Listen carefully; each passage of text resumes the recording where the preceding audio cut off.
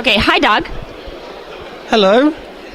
First of all, I would like you to tell a little bit about what you do and why you're here.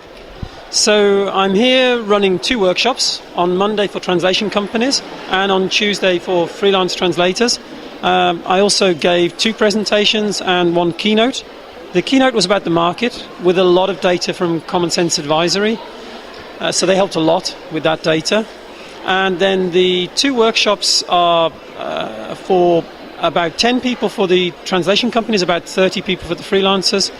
And they will be more focused on sales skills, strategy, and some particular aspects of the Russian-speaking markets.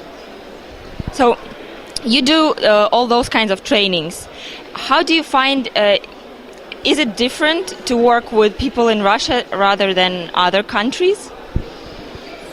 There are differences. Some of those differences are common to other countries. So in each country or each region there are particular challenges. I guess in Russia there is that I don't think the market is as developed internationally as it could be.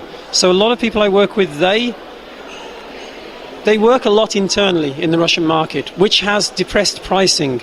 So part of what I'd like to see is Russian companies and freelancers selling more direct to Western, so European or American companies.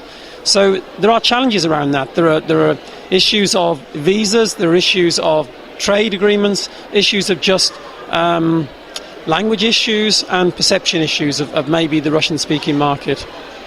But in overall, you do see the potential, right? Yeah, the potential is huge, especially because if you look at the industries that Russia has growth potential in, oil and gas, all the construction industry, automotive and aerospace, banking, those sectors are growing in Russia faster than other markets. So I think that Russian providers can serve those markets well, because those providers need to sell in Russia. As the Russian economy grows and as Russians become richer, then companies will want to sell into Russia. So there should be a much greater requirement for Russian translation. The last question about the conference. How do you find it?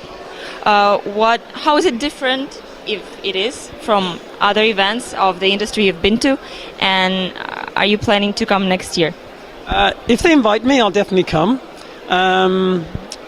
The obvious thing that's different about Russia is the size. So when we started in the morning of the first day, everybody had to stand up from which region they were from. And I think what most Americans and Europeans don't understand is the sheer size of Russia.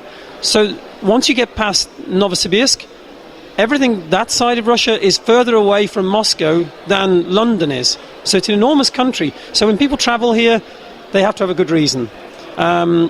So the market is different in respects of size. I think people enjoy the conference because they appreciate coming together. For me, the conference is very well organized with the interpreting.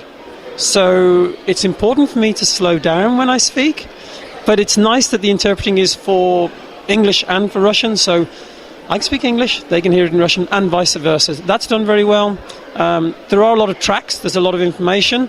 And of course, for me as a Westerner, it means I get the opportunity to come to Russia.